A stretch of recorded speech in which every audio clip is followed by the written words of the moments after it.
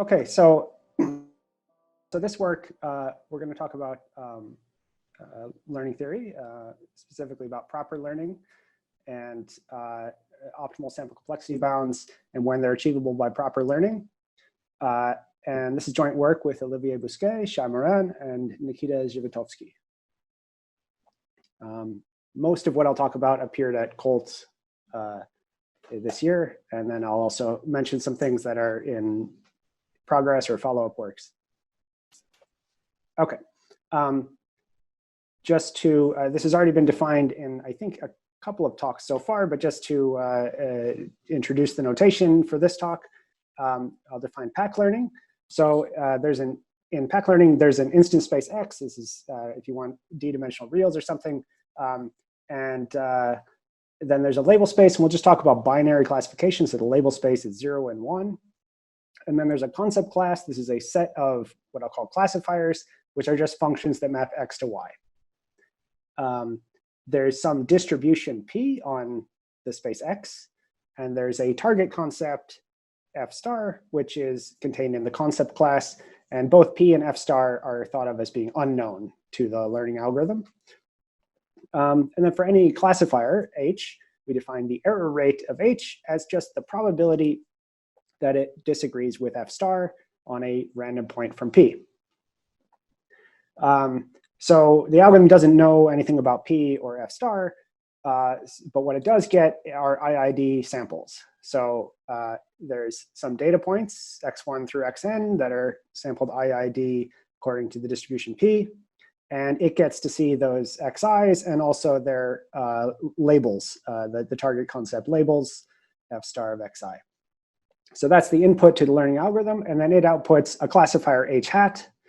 And we'll say the learning algorithm is proper if H hat is always guaranteed to be an element of the concept class. So if you're learning linear separators, you output a linear separator. And not all algorithms are proper. So if it outputs classifiers that are potentially not in the concept class, it's called improper. There's nothing really wrong with being improper, but there are some reasons to want to have a proper algorithm. Just representational power and also just in practice, a lot of people think of their learning algorithms as being proper. So there's just sort of this distinction that between proper and improper that we're interested in understanding, advantages and disadvantages. So then generally we'll define the sample complexity of a learning algorithm as the smallest sample size n, such that for all distributions and all target concepts with probability at least 1 minus delta, the algorithm will output a classifier with error rate less than epsilon. Okay, so this is a with high probability. It has low error rate, which is the PAC acronym, probably approximately correct, and this is where it comes from. Okay, so that's the notation we'll be using. Just to give some background, there's the classic result of Vaptic and Chervonenkis from the 70s says that if you output, if you choose the empirical risk minimizer, or ERM, it's just any classifier in the class that's correct on all of the data. Then you automatically get a sample complexity VC dimension over epsilon log 1 over epsilon plus 1 over epsilon log 1 over delta. And the ERM is a proper learning algorithm, so this is achievable by proper learning automatically. More recently, I wrote a paper that established that the optimal sample complexity is actually VC dimension over epsilon plus 1 over epsilon log 1 over delta. And you'll notice that it differs by a log factor. And this is actually, it's known that this is not just a suboptimal analysis, that actually there are empirical risk minimization algorithms that require this log factor, where it really does belong there. And in fact, it's known that there's a complexity measure called the star number that determines whether or not for any given concept class, whether or not the log factor should be there or shouldn't be there for general ERM learners. Steve, let me just comment that this 1 over epsilon is in language of discrete geometry. It's closely related to when do you have optimal epsilon nets. In a sense, yeah. Yeah. So there's a log factor in epsilon net sizes too. There's a little bit of a difference there. So an epsilon net with random data, in some sense, like with a randomly constructed epsilon net, in some sense corresponds to like a bound on the worst ERM learner, like the sample complexity of the worst ERM learner. So actually the star number would then determine whether that log factor belongs there. If you have sort of more clever ways of constructing an epsilon net, then it turns out the star number is not the relevant complexity. There's a whole literature on this also, like if you're more clever in how you construct an epsilon net. But yeah, definitely this log factor for ERM is the same log factor that occurs for randomly constructed epsilon nets. Steve, can I ask you a quick question also? So this result that number, would it be then possible to translate in the epsilon nets language or not quite? Sorry, there was a missing word from the connection. You're asking whether this result for the star number can be translated to epsilon into epsilon net. So can you say that a family has epsilon certain size, like 1 over epsilon or 1 over epsilon log 1 over epsilon, depending on the star number, or it's different? Yeah. Yes, but only for randomly constructed. Like if you just there's a okay. If you just take random points and say how many do I need for this to become an epsilon net, then the star number would determine how many you need. I think it's not the right complexity if you're more careful in how you construct it. Okay, but so that's this literature on empirical risk minimization. There's, as I mentioned, the optimal sample complexity doesn't have the log factor. That algorithm, though, is improper. So it sort of takes the data set and extracts carefully selected subsets of the data and feeds each of these subsets into an ERM learner. And then at the end, it outputs a majority vote of these classifiers. So it outputs a majority vote of classifiers from the concept class, but that's not necessarily an element of the concept class, so that can be an improper learner. And so it leaves open the question, when can you achieve this, when can you remove this log factor using a proper learner? A proper learner beyond just saying the worst ERM, because we already know the star number characterizes that, and the star number is often very large. So it's not really a satisfying answer. We want to know, what if you're really careful in how you design your proper learner, not just taking an arbitrary ERM. Okay, so just to give an overview of what I'm going to talk about here, there's really 2 points I'm going to... Steve, there is a question from Shachar Lovet, if you can define what the star number is. I think, though, have I just lost my screen sharing? Yeah, you did. Okay. Let me find it again. Shachar, the quick answer to you is that the inference dimension for only label queries. It's the same thing. Okay. Let's see. Yes, the star number, yes, the inference dimension recovers the star number in the special case of just queries. There it is. Good, we're back. Okay.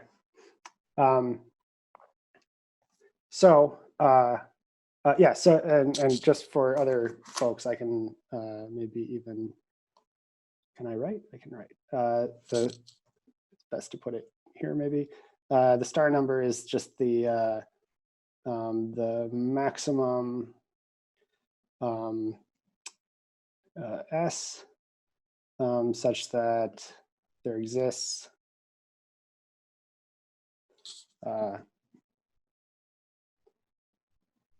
let's actually, don't know how to erase, but I'll do this. There exists a subset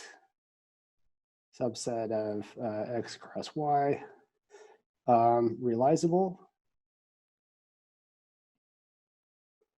and removing any 1 point is not realizable. S minus x, y. Oh, sorry, is also, wait, what am I saying? That's not right. X,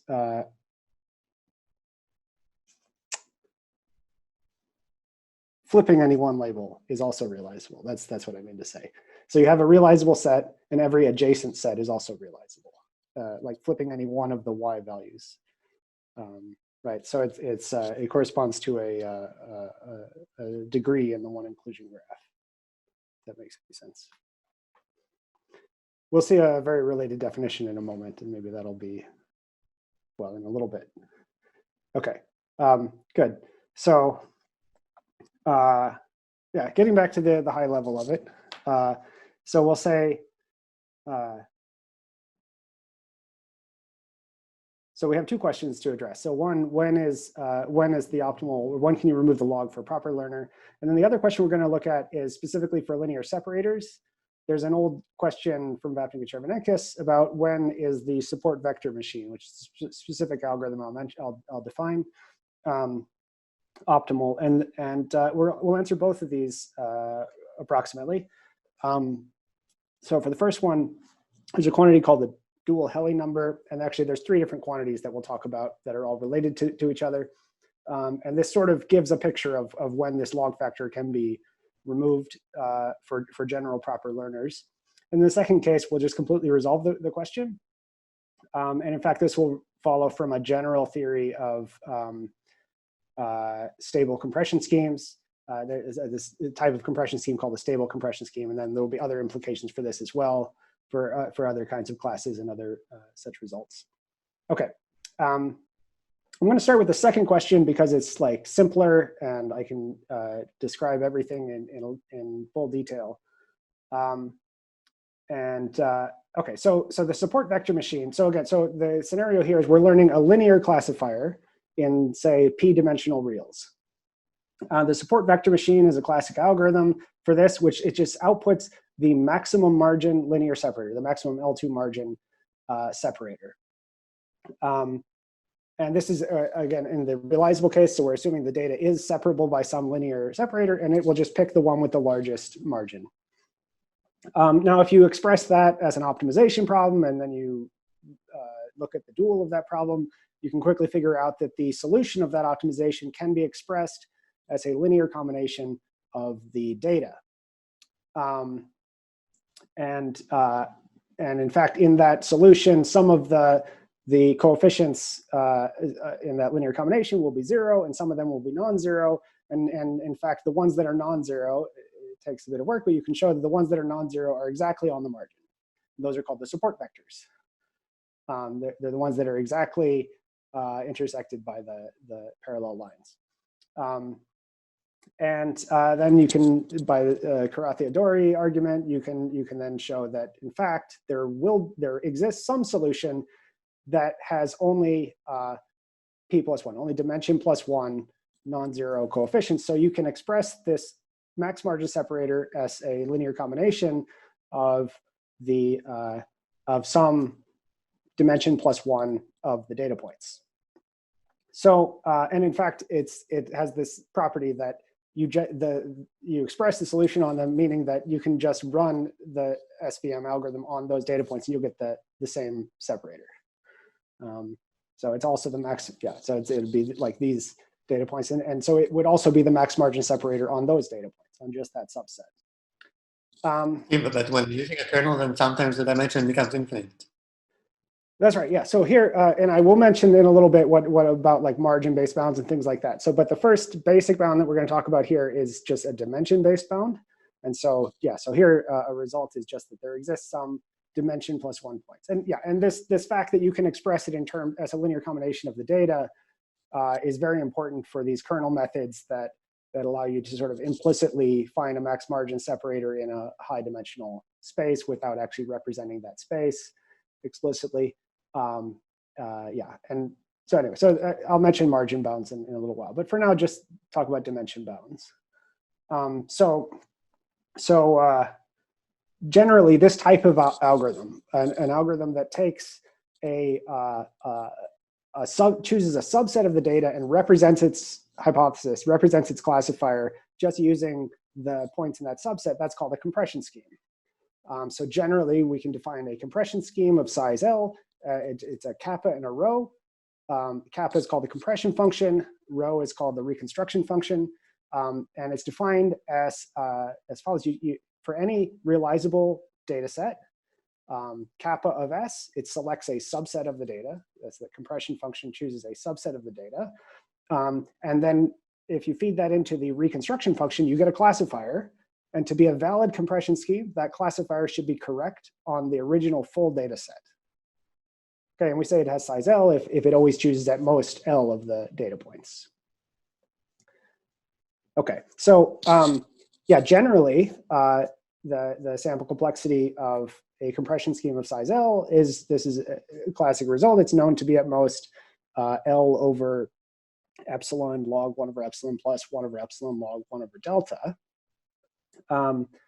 Yeah, so if you plug in dimension plus 1, which was the size of the SVM compression scheme, you'll notice this isn't any better than just the VC bound for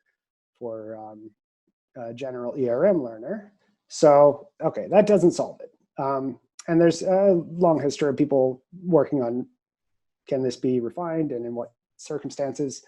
But what we do in this work is we'll notice SVM has a special property. If you remove any points that are not support vectors, that are not among those p+1 support vectors, it doesn't change the solution. In fact, that's in some sense the way these things are defined. So just to abstract that a little bit, we'll define a stable compression scheme as having the property that if you remove any point that is not selected by the compression function, it doesn't change the choice of compression set, right? So kappa of S minus that point is equal to kappa of S.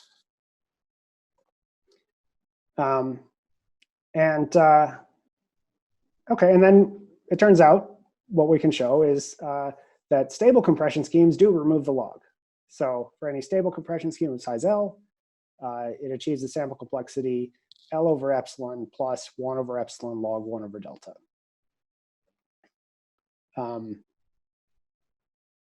Okay, and I can, yeah, so just a easy corollary of this, SVM is a stable compression scheme of size dimension plus 1, which is the VC dimension.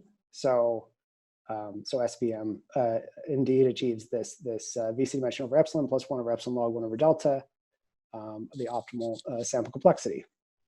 This happens to also be the first proof that there is any proper learning algorithm for linear separators that gets the optimal sample complexity. And what's cool here is the proof is so simple that I can even state it on one slide. So we'll go through the proof here essentially in full detail. So first, for simplicity, let's suppose that the data set has size proportional to 2L, where L is the size of the compression scheme. And then let's split the data into 2L sets of equal size. Okay, and then notice that the L compression points are in some L of these sets. We don't know which ones, but there are certainly L sets that contain all of the compression points together. So stability implies that if you just apply the compression scheme to the union of those L sets, you get the same solution as if you run it on the full data set. And in particular, that means that if you apply it to the union of those L sets, you get a classifier that is correct on the other half of the data, on the other L sets that you didn't choose. So let's just do some very easy probability calculations, based on that fact. So if we say the probability that the error rate of the compression scheme applied to the whole data set is bigger than epsilon, that's bounded by the probability that there exists L sets such that applying the compression scheme to the union of those L sets gives you a classifier whose error rate is bigger than epsilon, but which is also correct on the other half of the data. Okay, now do a union bound. There's 2L choose L different ways to pick L sets. So then 2L choose L times the probability that a fixed choice of L sets has this property, like applying the compression scheme to the union of those L sets gives you a classifier whose error is bigger than epsilon, but which is correct on the other half of the data. Okay, but if it's a fixed choice of L sets, then the other half of the data is independent, right? If you've applied the compression scheme to the union of those L sets, then the other L sets that aren't included are independent. So if the error rate is bigger than epsilon, the probability that the classifier is correct on the other half of the data is at most 1 minus epsilon to the n over 2. Okay, so you get 2L choose L times 1 minus epsilon to the n over 2, and just simplify the bound. 2L choose L is less than 4 to the L. 1 minus epsilon is less than e to the minus epsilon. Set that equal to delta and solve, and you get this nice expression. Yeah, order 1 over epsilon times L plus log 1 over delta. That's the whole proof. So yeah, surprisingly simple given how powerful it is.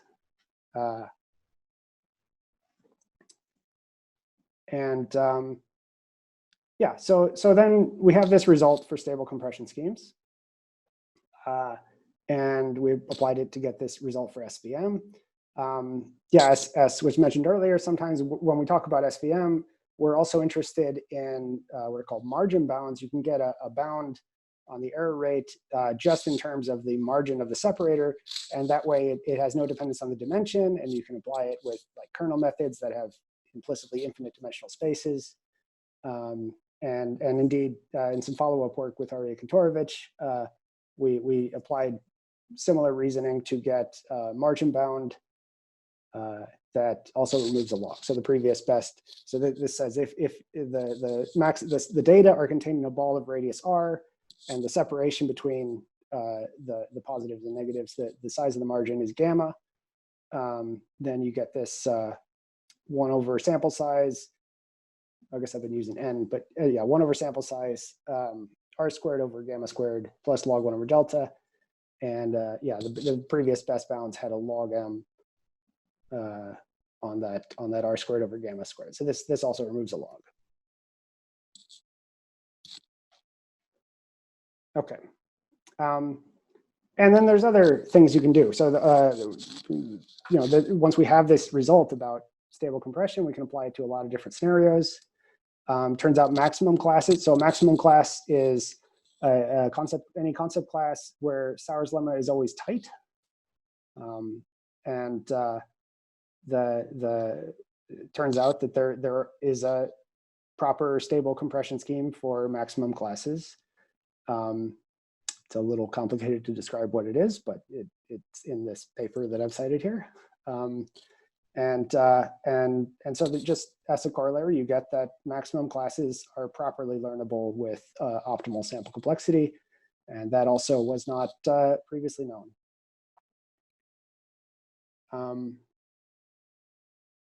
It gives a new online to batch conversion algorithm. So if for those of you familiar with online learning, there's this mistake bound literature, which is where Littlestone dimension originally comes from.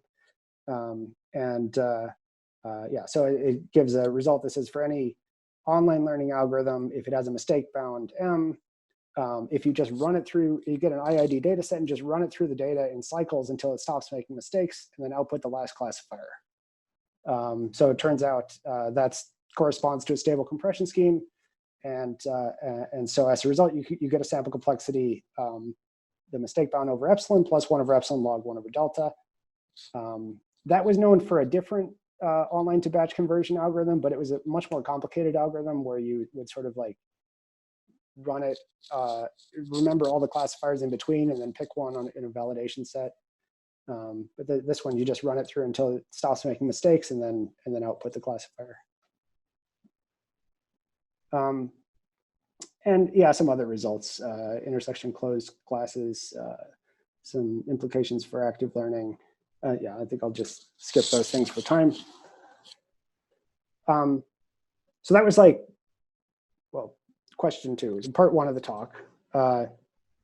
If anybody has questions about it, well, I'll go into the other part in a second, but if anybody has any questions about that, now would be a good time. I mean, so I know that typically compression schemes also have this side information in them, so not just a subset of the data, but some extra side information. Sure. How does your work, use those as well? I mean, just So put them in, the side, yeah. Sorry, the side information never adds a log factor. So the side information is usually you just measure how many bits you need in order to represent the compression set, and that the number of bits never needs to show up in a log, even in the original compression bound, because it's really just really what we're talking about is a log of like the number of different choices of data set plus number of extra bits. So you would have like n choose L times 2 to the L, right? So you have 2 to the L different ways, and that would show up in a log. And so the L would, or times 2 to the B, where B is like how many bits. So the B would never have a log corresponding to it, but and that's the case for us also. Yeah.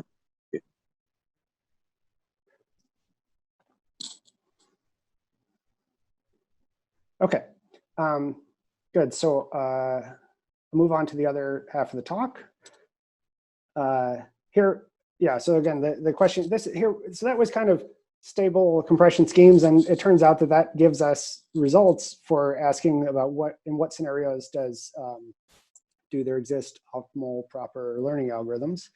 But it didn't quite, as of yet, we've not been able to get a general theory of proper learning based on stable compression schemes. We kind of suspect maybe one could take that approach, but what we're going to do in the second part of the talk here is talk about just a more abstract approach, something that applies to all concept classes, and just characterize when can we get a proper learner that doesn't have this log 1 over epsilon.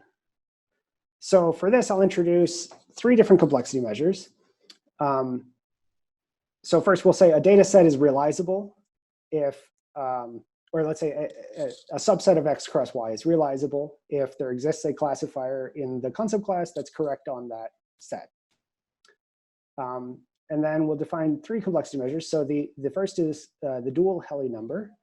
It is denoted KW. It's the smallest K, such that for all unrealizable sets, there exists an unrealizable subset of size at most K.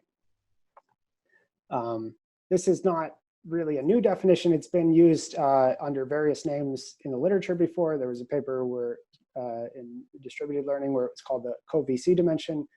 And then, and also in the literature on equivalence queries, and I think Hunter is going to talk about this next, he'll probably use the term strong consistency dimension. So yeah, so this quantity is out there. We'll call it the dual Helly number here. The second complexity measure is called the hollow star number. It's denoted KO. It's the maximum K such that there exists an unrealizable set of size K such that flipping any one of the labels makes a realizable set. So earlier, I sort of sketchily mentioned the star number. The star number is defined exactly the same, except that the set S should be a realizable set. So here we've just added 2 letters, U and N, and now define the hollow star number. So they're closely related definitions, but it turns out quantitatively they're very different. The star number can be very large, and while the hollow star number is small, and I'll mention some examples on the next slide. The hollow star number is usually pretty small. Okay, and then the third definition is the most complicated, but it's a very useful one. First, let's define for any finite C prime subset of the concept class in any K, define a set X C prime K as the set of points such that more than a 1. So this is an overwhelming, the set of points where you have an overwhelming majority. Okay, and then define KP as just the smallest K such that for all finite sets C prime, the majority vote classifier has a realizable classification on X C prime K. All right, so yeah, so that you want the majority vote classifier to be realizable everywhere you have an overwhelming majority. Steve, can you elaborate a little bit more on this projection number? When you say over so big fraction of this C prime agree, can you say a couple of more words about this definition, how we should think about it? Yeah, so it's if you have a finite set C prime, if you take just the set, the set of all points where more than 1 minus 1 over k agree. So you have like a majority vote. You're interested in projecting the majority vote class. So this is how it is functionally going to show up. We're interested in taking a majority vote of classifiers and projecting it back into the concept class. And that's how we'll make it a proper learning algorithm. So this is saying if you have a set of points where 1 minus 1 over k fraction, or more than 1 minus 1 over k fraction of C prime agree, so this is like a strong majority, then at least I can project in that set. And then everywhere else, the majority vote wasn't very confident anyway, so we don't pay too much attention. But at least this is a set where there is a classifier that will agree with the majority vote. And in fact, this proj C prime on the slide is what we'll be using in the algorithm. This is why the projection number is so useful. It comes with this operation. Proj C prime is the projection of a majority vote of C prime. It's just any classifier in the concept class that agrees with the majority vote of C prime on the set X C prime KP. And Steve, if I may add, yes, Andre, I think for you and maybe for the other audience that is used to geometry, then really the dual Helly number is the Helly number for the dual set system, whereas the projection number corresponds to the notion of a center point in geometry, right? So the dual Helly number, if you see it, it says that if you have an unrealizable set, namely there is no concept consistent with all of it, then there is a witness, there is a small witness that already no concept is consistent there. So it's really a Helly number.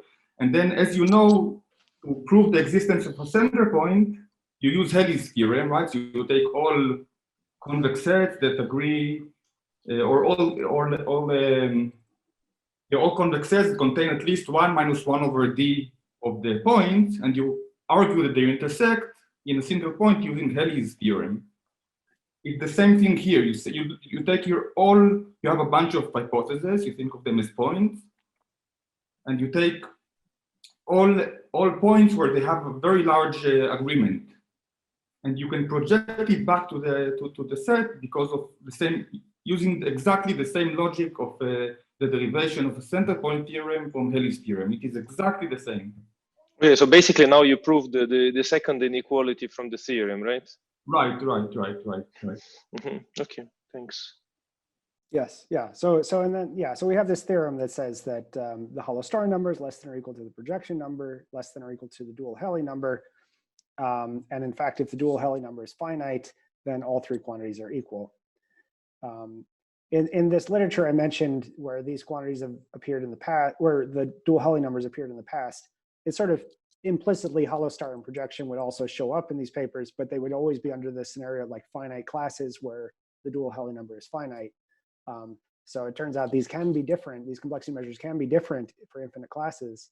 And we go into a lot of detail in the paper, like examples where they show that they can be different. But yeah, but generally we have these inequalities, and the dual Helly number won't be used for the rest of this talk, but it's useful because of this theorem for us, essentially, that if it's finite, then these quantities are all equal. So in particular, the projection number is a little bit complicated to state and also a little bit complicated to use. You might, if you wanted to bound the projection number, maybe your first step is to try to bound the dual Helly number. Yeah, so ultimately what we'll do here is we'll prove lower bounds in terms of the hollow star number and upper bounds in terms of the projection number. Great. And I should also mention that there's maybe this will show up in Hunter's talk, this dual Helly number shows up and it's a critical quantity in upper and lower bounds in the equivalent square literature, whereas here it appears to be not the right quantity, and maybe hollow star number is maybe the more appropriate quantity. Okay. Yeah, just some examples. We verified the projection number for linear separators would be like dimension +2. That for intersection closed classes, the hollow star numbers at most VC dimension +1, maximum and extremal classes, hollow star numbers at most VC dimension +1.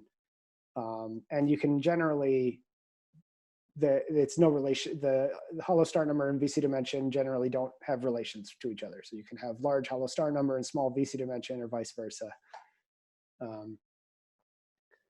Okay. I'll just quickly state some results because there's not too much time left. So the lower bound, first, if you have an infinite hollow star number, then actually any proper learner has to have the log. So this is the lower bound, is that you can't get better than 1/epsilon log 1/epsilon with a proper learner if you have infinite hollow star number. Actually, it seems pretty rare to have infinite hollow star number, but we have a more quantitative result. If you have finite hollow star number, it just shows up in a log. So like a 1/epsilon log hollow star number. And the way these proofs work, it's all, the lower bound proofs are based on coupon collector. You just sort of take the hollow star set, flip one of the labels so it's realizable, but put 0 mass on the one you flipped. And essentially, all the algorithm sees is some data set with some points that it hasn't seen yet, and it doesn't know which one is the one you flipped, and it has to sort of guess because it's proper. It can't just output the unrealizable classification, so it has to guess. And unless it's seen all of the data, it has at best a coin flip chance of guessing correctly which one you flipped. And so you get these 1/epsilon log 1/epsilon lower bounds based on coupon collector. And the upper bound, there is a proper learner that gets like a poly KP times d/epsilon plus 1/epsilon log 1/epsilon. So we can get rid of the log 1/epsilon if the projection number is finite, but we get this factor that depends on the projection number. This is not achieved by a general ERM learner, but it's achieved by a specific good choice of ERM learner. And the algorithm is sort of a recursive algorithm.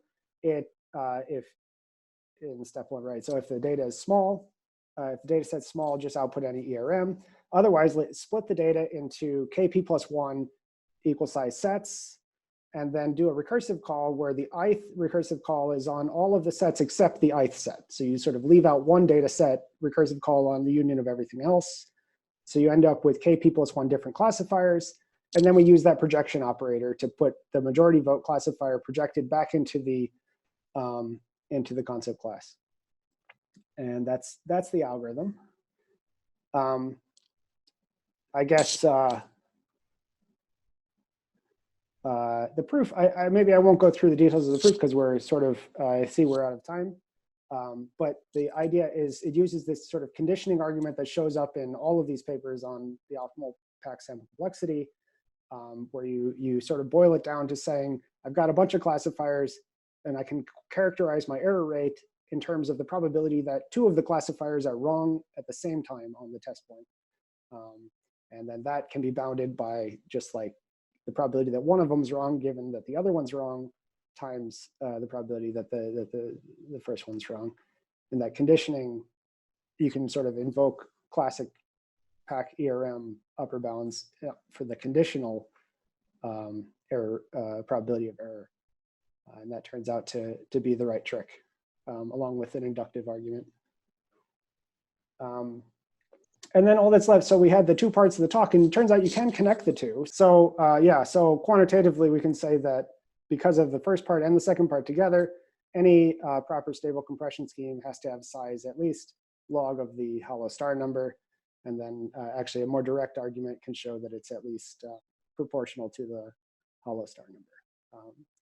And so the questions are about just characterizing, is the hollow star number the right quantity, both for stable compression and for proper learning generally. Okay. Thank you very much, Steve, for this wonderful talk. So maybe one short question. Well, we had not so short questions during the talk, so maybe. Okay, so thank you very much again.